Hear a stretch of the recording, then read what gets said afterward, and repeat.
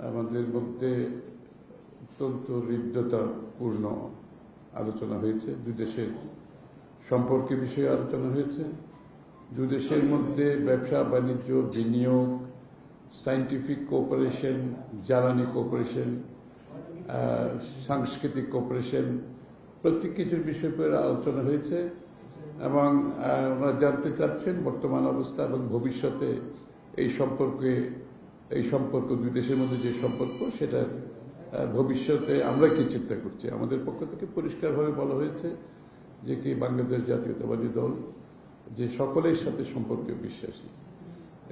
এটা কোনো বিশেষ দেশ আলাদাভাবে আমরা কাউকে দেখি না, সকলের সাথে সম্পর্ক থাকবে।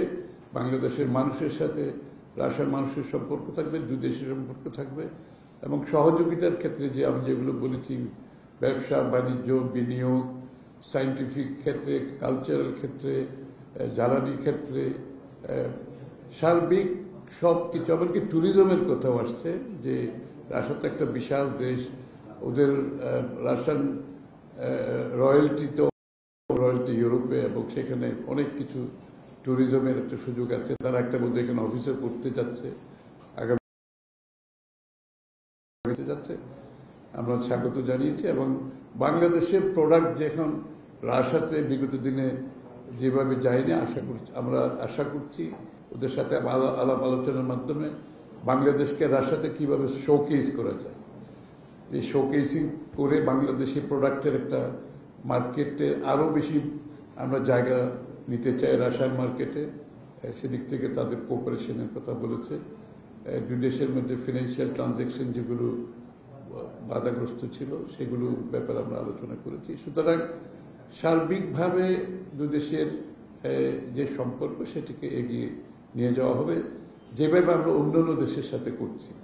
আর বাংলাদেশের বর্তমান প্রেক্ষাপট সম্বন্ধে ওরা জানতে চেয়েছে যে কতদিন হতে পারে নির্বাচন ইত্যাদি নিয়ে ওরা জানতে চাচ্ছে, এগুলো বিষয়ে।